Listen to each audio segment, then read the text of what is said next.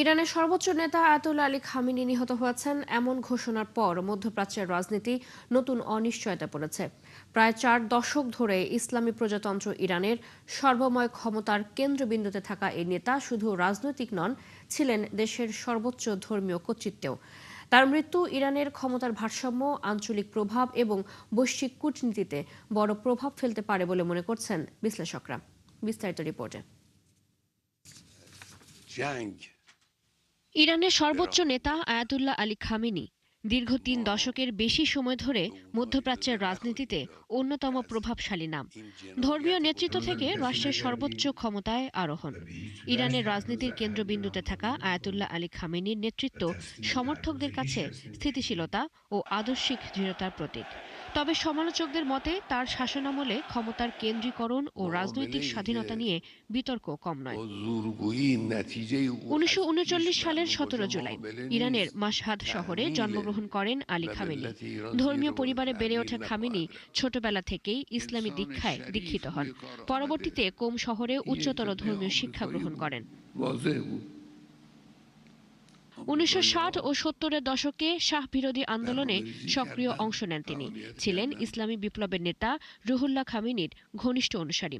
আন্দোলনের কারণে একাধিকবার গ্রেপ্তার ও নির্যাতনের শিকার হন।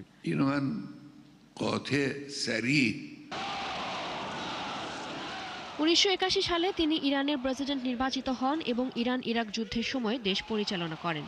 1989 সালে ইরানের সর্বোচ্চ নেতা হিসেবে নির্বাচিত হন।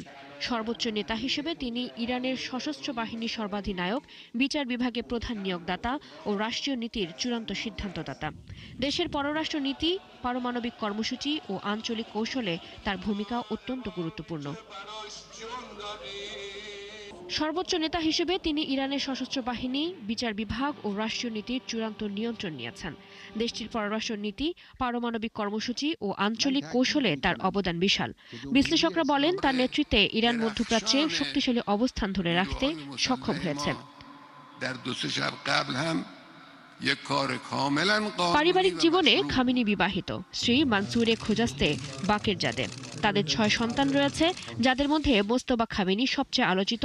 কখনো কখনো সম্ভাব্য উত্তরসূরি হিসেবেও আলোচনায় আসেন মোস্তফা খামেনি। তবে সংবিধান অনুযায়ী সর্বোচ্চ নেতা নির্বাচন করে অ্যাসেম্বলি অব এক্সপার্টস। ধর্মীয় আলেমদের এই পরিষদ চূড়ান্ত সিদ্ধান্ত নেবে। খামেনি শাসনামলে ইরান ও যুক্তরাষ্ট্রের সম্পর্ক ছিল গভীর বৈরতায় পূর্ণ। তার সময়ে ইরানের ওপর আরোপিত হয় কঠোর আন্তর্জাতিক অর্থনৈতিক নিষেধাজ্ঞা। মানবাধিকার ইস্যু, অর্থনৈতিক সংকট ও রাজনৈতিক দমনপীড়ন নিয়ে দেশে একাধিক দফা বিক্ষোভ দেখা দেয়। খামেনির নেতৃত্ব ইরান মধ্যপ্রাচ্যে একটি গুরুত্বপূর্ণ আঞ্চলিক শক্তি হিসেবে নিজ অবস্থান দৃঢ় করে। ইরাক, সিরিয়া, লেবানন ও ইয়েমেনে প্রভাব বিস্তারে তেহরানের কৌশলগত ভূমিকা তার সময়ই জোরদার হয়। বিশ্লেষকদের মতে তার নীতি ইরানকে একদিকে পশ্চিমাদের সাথে সংঘাতে রেখেছে, অন্যদিকে আঞ্চলিক শক্তির ভারসাম্য রক্ষায় গুরুত্বপূর্ণ ভূমিকা রেখেছে।